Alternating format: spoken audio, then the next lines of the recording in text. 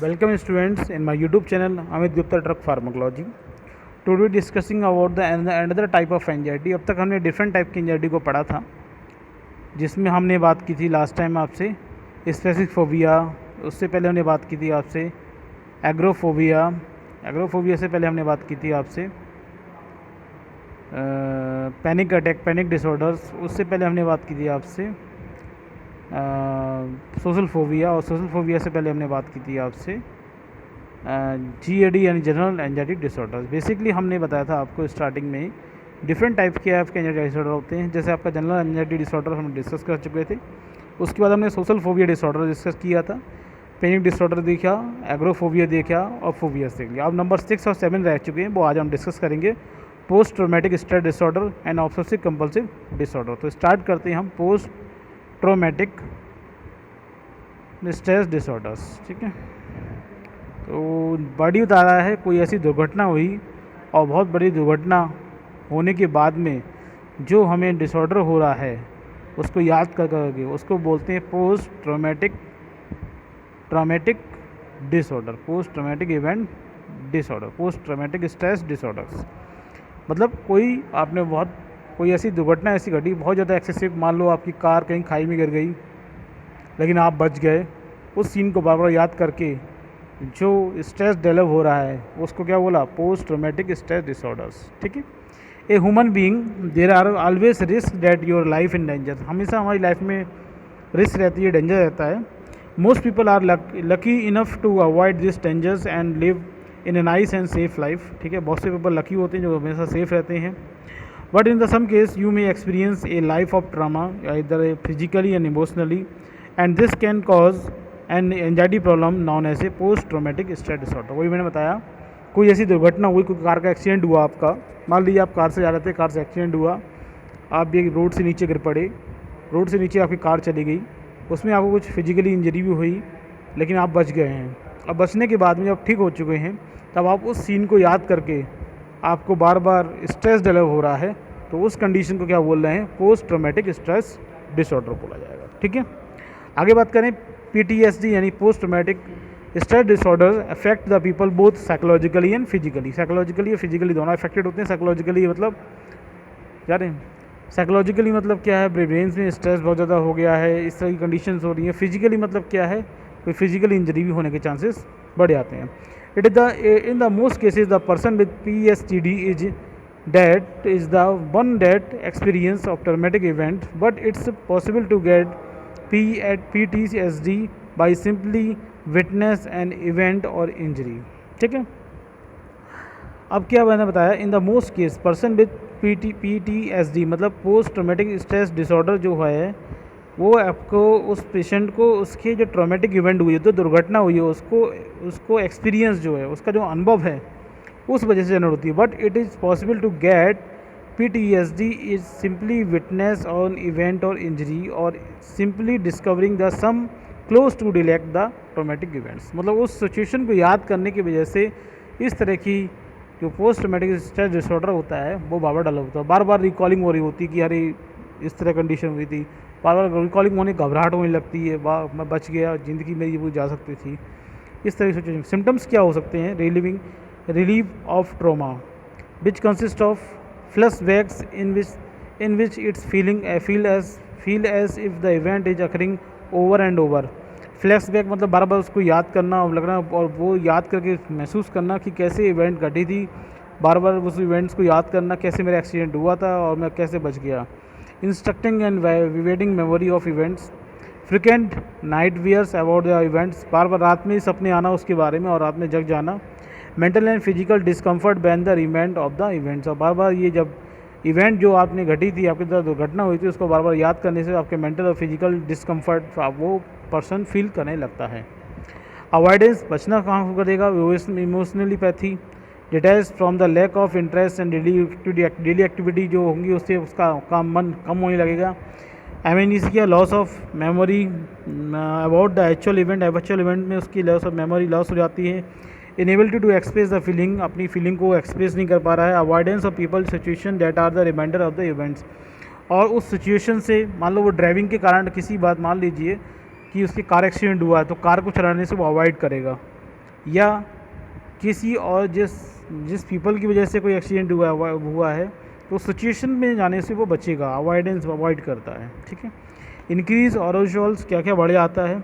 Difficulty in concentrate वो किसी भी चीज़ पे नहीं कर पाएगा। स्टार्लिंग इजली और एक्सटरेट रिस्पॉन्स, स्टार्लिंग भी कॉन्स्टेंटली फीलिंग ऑफ गॉड, और अपने आप को अपने कंटिन्यू फीलिंग आती है, अनसेफ होने की फीलिंग आने लगती है। Irritability of bold and angers and difficulty falling and staying asleep, और याद मतलब सोने में या नींद में दिक्कत आने लगती है। ट्रीटमेंट क्या होता है? ट्रीटमेंट ये कंजक्टिव बिहेवियर थेरेपी दी जाती है वो आपको बताया था मैंने, to encourage you to remember the event and express your feeling about it. उनको बार बार कहा जाता है कि अपनी फीलिंग बताइए, क्या हुआ था, उस इवेंट को बताते हैं। This can help desensitize you to the trauma and reduce your symptom. जिससे क्या होता है, वो बार बार अपनी इवेंट्स को किसी को बताएगा तो उसके कारण क्या होता है, उसकी जो ट्रोमेटिक इवेंट्स के कारण जो सिम्टम्स होते हैं वो डिसेंसिटाइज हो जाते हैं, और वो बार बार उसकी फीलिंग जो सिम्टम्स होते हैं वो रिड्यूस हो जाते हैं। अपनी मतलब जो इवेंट घटी है उसको लोगों से शेयर करना, बात भी एक से शेयर करना, 2 से शेयर करना, 3 से शेयर करना। या इवेंट को वो एक्सप्रेस करेगा, उसकी फीलिंग को अपने एक्सप्रेस करेगा तो उसकी जो आपकी डिसेंसिटाइज हो जाती है, उसकी फीलिंग जो ट्रोमेटिक फीलिंग है वो डिसेंसिटाइज हो जाएंगी और उसके सिम्टम्स भी कम हो जाते हैं। A support group where you and discuss your feeling with others PTSD suffers, this will help you realizing your symptoms and not usual that you are not alone। आप अकेले नहीं हैं, आपके साथ में कुछ सिम्टम्स जो जनरेट हुए थे तो वो चीज़ें होती हैं वो ठीक होने लगती हैं।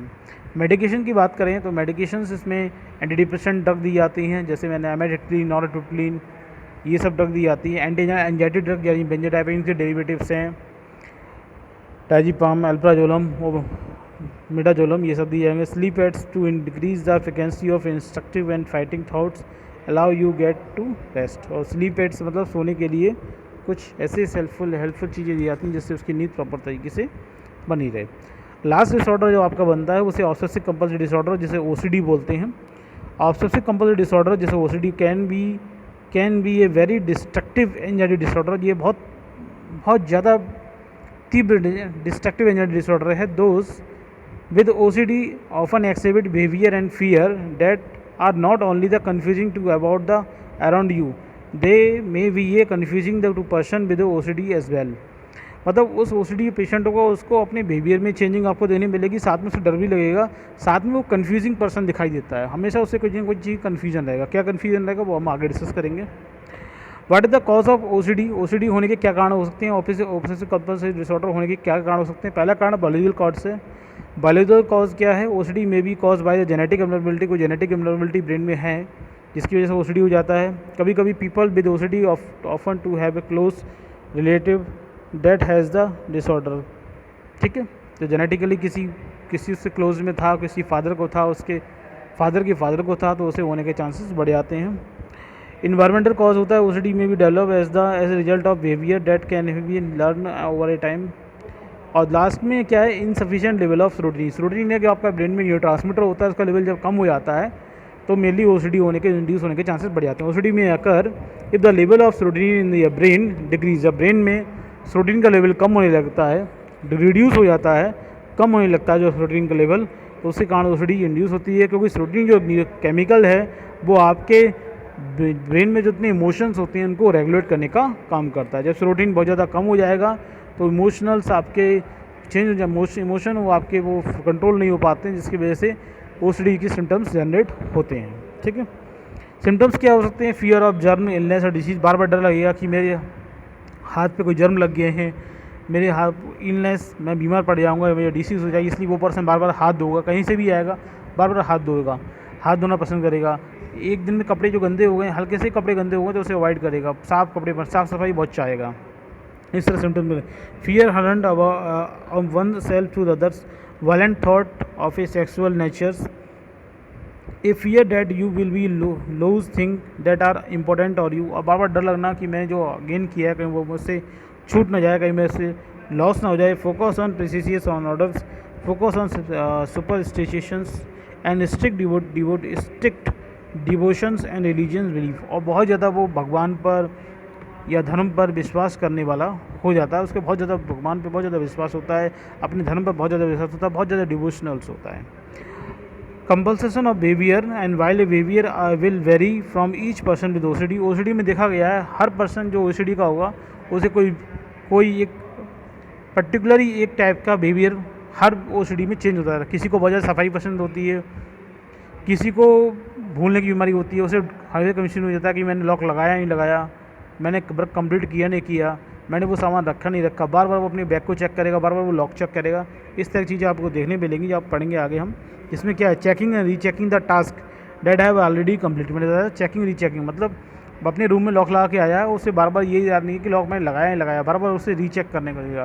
खैच एक बार नीचे चला गया, बाहर आ गया और लगा लॉक लगा ही लगा, फिर वो दोबारा जाएगा अपने ऊपर चढ़ के और अपने रूम में देखेगा लॉक लगा ही लगाया। तो rechecking checking rechecking task already complete हो चुका है, लेकिन फिर बस दिमाग में ये चीज़ रहती है। Continue calling friend and family to see they if ये सेफ। वो कंटिन्यू अपने फ्रेंड के साथ में फैमिली के साथ में कॉल करता था कि वो सेफ़ है नहीं है, उसको डर लगा रहता है कि वो सेफ़ नहीं हो पाए, कहीं ऐसा तो नहीं उनके साथ कोई दुर्घटना हो गई हो।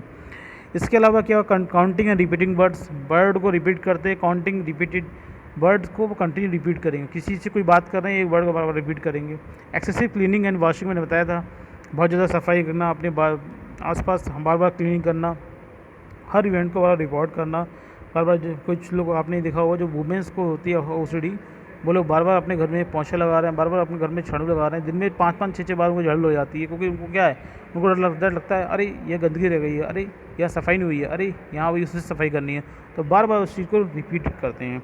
ऑर्डरली थिंग्स, एक्सेसिव प्रेयरिंग, बहुत ज़्यादा प्रार्थना करना, accumulating task has no value on growth. Treatment के लिए क्या करते हैं हम, ट्रीटमेंट के लिए सिटालोप्राम जो आपकी डायजेपाम दी जाती है, फ्लॉक्सीटिन है, ये आपकी एंटी डिप्रेसेंट्स जो भी है, फ्लूवैक्सामीन है ये भी देती हैं, और पैराक्सीटिन और इसके अलावा आपका सेरेट्रालिन, ये सभी प्रिस्क्राइब की जाती हैं। कुछ एंजाइटी वाली हैं ड्रग्स, कुछ एंटी डिप्रेसेंट्स हैं। दोनों ड्रग का ट्रीटमेंट यूज़ किया जाता है for the treatment of OCD.